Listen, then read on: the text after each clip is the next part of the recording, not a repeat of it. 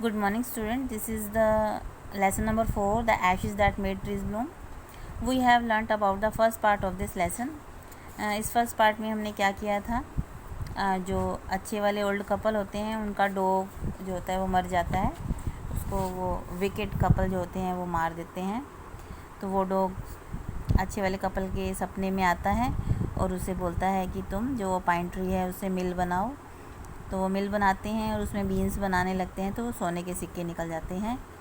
तो वो old couple भी क्या करते हैं, उस मिल को ले जाते हैं और वो बीन्स बनाते हैं, तो क्या निकलता है, कीड़े निकलते हैं।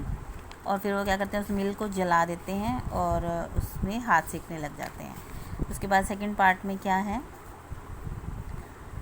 नोट लॉन्ग आफ्टर दैट, उसके बाद क्या होता है, the good old man dreamed again, दोबारा से सपना लेता है वो old man. And the spirit of the dog spoke to him, जो डॉग की स्पिरिट होती है वो उसको बोलती है, telling him how the wicked people had burn the mill made from the pine tree. वो उसको बताती है कि कैसी जो विकेड जो कपल हैं उन्होंने उसको जो है पाइन ट्री से जो मेड बनाई थी, मिल बनाई थी, उसे कैसे बर्न कर दिया है, जला दिया है। तो उसने बोला कि take the ashes of the mill, sprinkle them on the wither trees and the trees will bloom again. Dog spirit बोलती है कि तुम उन एशेज़ को उठाओ और उनको जो है विदर्ड होता है, सूखे सूखे जो वृक्ष हैं उनके ऊपर डाल दो, जिसे वो दोबारा से ब्लूम कर जाएंगे, मतलब कि खिलने लग जाएंगे। The old man awoke and went and once to wicked neighbours house where he found the miserable old pair sitting at the edge of the square fire place in the middle of the floor smoking and spinning. Old man उठता है और वो जाता है कहाँ, उस अपने neighbours के हाउस में। वहाँ पर वो क्या देखता है कि जो वो ओल्ड कपल हैं बैठे हैं उसके फायर प्लेस के किनारे पर, मतलब जहाँ वो आग सेक रहे थे वहाँ बैठे हैं और वो वहाँ स्मोकिंग कर रहे हैं और स्पिनिंग होता है कताई का काम, कुछ कताई कर रहे हैं। From time to time they warm their hands and feet with the blaze from some bits of the mill. ठीक है, उस मिल से जो आग निकल रही है उससे वो अपने हाथों को, टांगों को सेक रहे होते हैं। वाइल बिहाइंड देम ले a pile of the broken pieces, और उसके जो कुछ पीसेस बच गए थे मिल के, वो उनके पीछे पड़े होते हैं।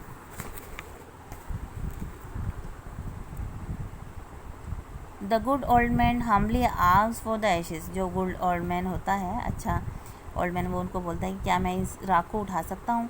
दो द कॉवटस कपल, कॉवटस होता है लालची couple, turn up their noses at him and scolded him as if he were thief, वो उसको ऐसे उसके साथ बुरा व्यवहार करते हैं। टर्न अप देयर नोजेज मतलब बुरा व्यवहार करना, जैसे ये ट्रीटेड हिम विद कंटेम्प्ट, बुरा व्यवहार करना ऐसे जैसे कि वो चोर हो, और वो उसको डांटने लग जाते हैं।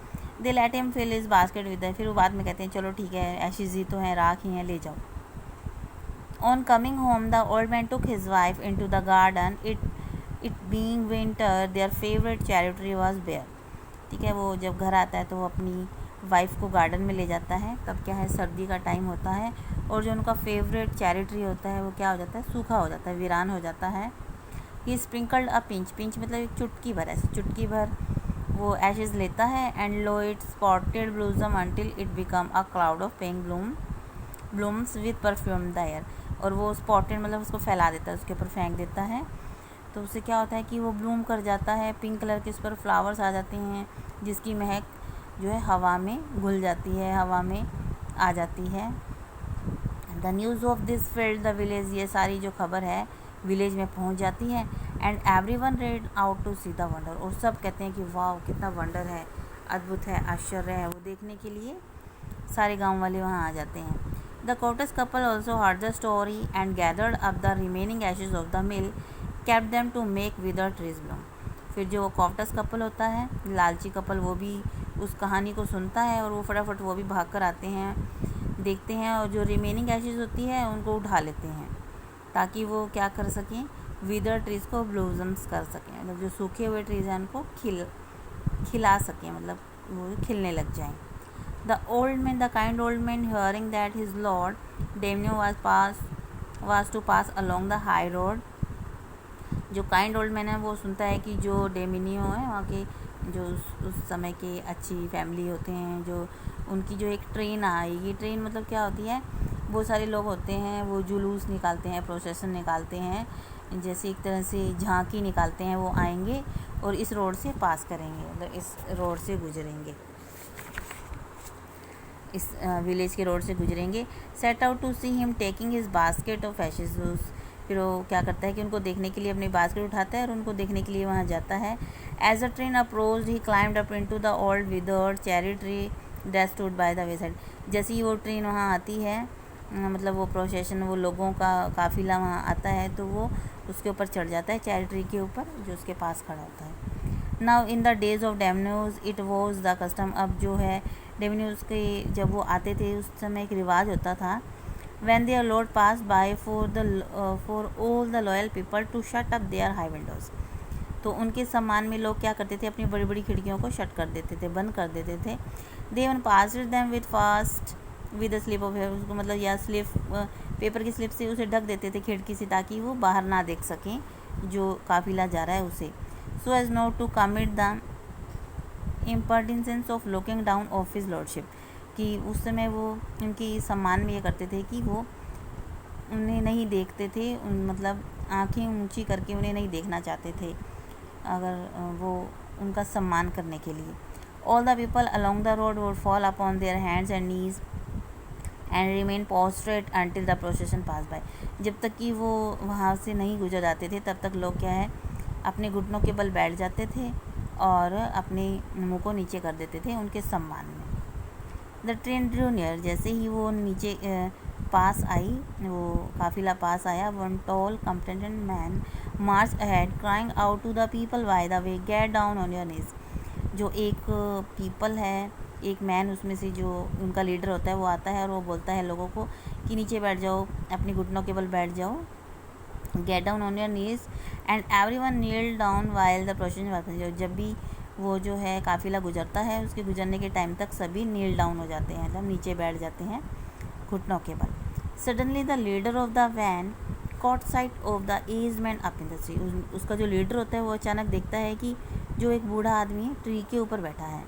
ही was about to call out to him in an angry tone. वो गुस्से में उसको बुलाना चाहता है, but seeing was such an old fellow he pretended not to notice him and passed him by. फिर वो देखता है कि अरे वो तो बहुत बूढ़ा है, इसलिए वो प्रिटेंड करता है, मतलब अनदेखा कर देता है, उसे नोटिस नहीं करता और आगे चला जाता है। सो वैन द डेमन्यूज पैलेंकुलिन होता है पालकी, ड्रू नियर, जैसे उसके पास आती है, the old man taking a pinch of Ashes from his basket. वो ओल्ड मैन जो है पिंच मतलब एशिज को उठाता है और स्कैटर्ड कर देता है ट्रीज़ के ऊपर। In a moment it burst into blossom, और वो क्या है ट्री जो है खिलखिलाने लग जाता है। The delighted daimyo ordered the train to be stopped. वो डेमिनियो कहता है कि अपनी ट्रेन को लोगों को कहते हैं रुक जाओ, and got out to see the wonder. ये देखो अद्भुत आश्चर्यचकित कर देने वाला दृश्य देखो। Calling the old man to him, वो उस बूढ़े व्यक्ति को अपने पास बुलाता है। He thanked him and ordered presents of silk crops. तो उसको थैंक यू बोलता है और वो बोलता है कि उसे उपहार देता है, जैसे सिल्क क्रॉप्स, सिल्क के बने हुए वो चोगे, बड़े बड़े जो कपड़े होते हैं, स्पॉन्ज केक देता है, फैंस देता है और बहुत सारे रिवार्ड्स देता है। He even invited him to his castle. वो कहता है कि मेरे महल में भी आओ, आप मेरे किले में, मेरे महल में भी आओ। So the old man went gleefully होता है प्रसन्नतापूर्वक। ओल्ड मैन प्रसन्नतापूर्वक home to share his joy with his dear old wife. खुशी खुशी जाता है और अपनी वाइफ से जो है वो शेयर करता है ये सब बातों को।